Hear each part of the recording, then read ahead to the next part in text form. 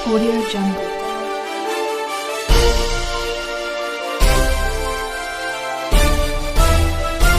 Audio Jungle.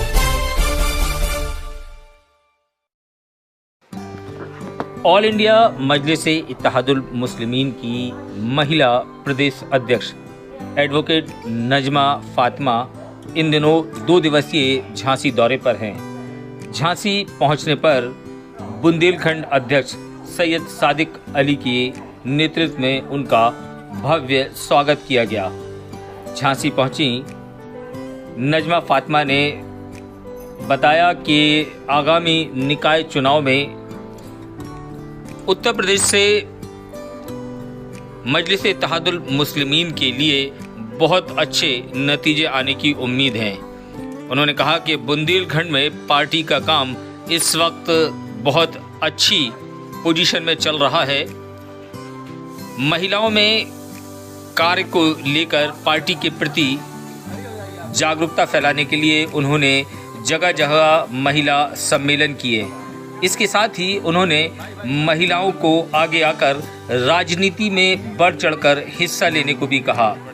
Najma Fatima ने महिलाओं को संबोधित करते हुए कहा कि उनको अगर अपने बच्चों का मुस्तकबिल बेहतर बनाना है तो उन्हें राजनीति में आना पड़ेगा और बैरिस्टर असदुद्दीन ओवैसी के हाथों को मजबूत करना पड़ेगा।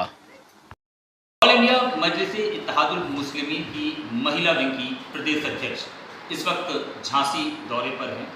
2 दिवसीय झांसी दौरा उनका इस वक्त चल रहा है।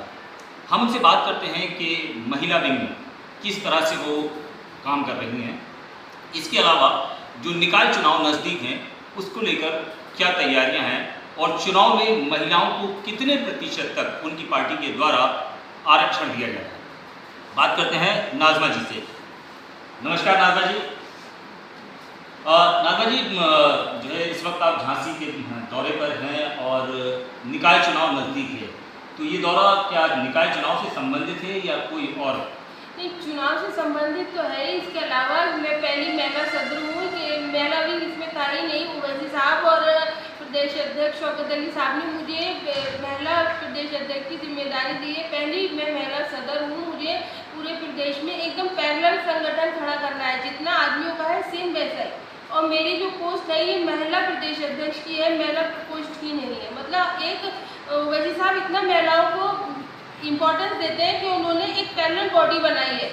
मतलब मैं महिला अध्यक्ष हूँ और शौकत साहब जो मेल अध्यक्ष है। ये नहीं है कि मैं महिला प्रकोष्ठ की अध्यक्ष हूँ, प्रकोष्ठ नहीं है। हमें बिल्कुल प्रॉपर बराबर की जिम्मेदारी दी है। तो मैं फिलहाल अपने संगठन पे ध्यान दे रही हूँ। चुनाव भी हम लोग चाहते हैं कि महिलाएं ज़्यादा से ज़्यादा तादाद में लड़े। ओवैसी साहब के सामने हमने प्रस्ताव भी भेजा हुआ है कि एक परसेंटेज हमें वो बता दें कि ये परसेंटेज ये रहेंगी महिलाएं के इतने टिकट महिलाओं को मिलेंगे। अभी वो प्रपोजल है, ऑर्डर नहीं हुआ है, उधर से विचार कर रहे हैं क्योंकि आरक्षण का कुछ मसला है, वो भी अभी क्लियर नहीं हुआ है। तो चुनाव तो है ही। चुनाव प्रचार और संगठन की मजबूती दोनों के लिए भी बुंदेलखंड के 2 दिवसीय दौरे पर करती हूँ। भूमिका में तो हम ही थे, न्यूज़ में तो हम ही थे, चर्चा में तो हम ही थे। वोट नहीं मिला क्योंकि लोगों को बीजेपी को हराने का भूत सवार हो गया था। और आप अगर ओवैसी साहब की सभाओं के क्लिप देख लीजिए उठा के, तो शायद ही किसी नेता के चुनाव में मीटिंग में इतनी भीड़ आई। और हमारे यहाँ भाई इतनी फंडिंग नहीं, क्योंकि हमारा प्रदेश के अंदर कोई MP MLA नहीं है अभी तक भी। तो खुद ब खुद लोग चलकर उस भीड़ में आते थे। ना 300 रुपये देकर लाए जाते थे, ना बस में भर के लाए जाते थे, खुद ब खुद आते थे। तो लोग इतनी ज़्यादा मोहब्बत करते हैं। लेकिन क्योंकि हवा चलाई गई कि जो लड़ाई है वो सपा और बीजेपी के बीच है, तो लोगों को लगा सपा को वोट दे दें। लेकिन सपा की हवा तो पूरी तरह ख़त्म हो चुकी है, वो कभी वापस तो लौटने वाली नहीं है।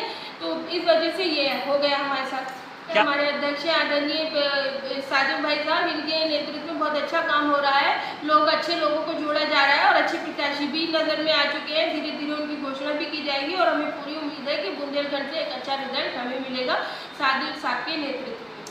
तो देखा आपने कि ये एडवोकेट नाजमा फातिमा जी हैं जिन्होंने बुंदेलखंड के दौरे को इस वक्त किस नज़रियों किस अंदाज से देख रही हैं।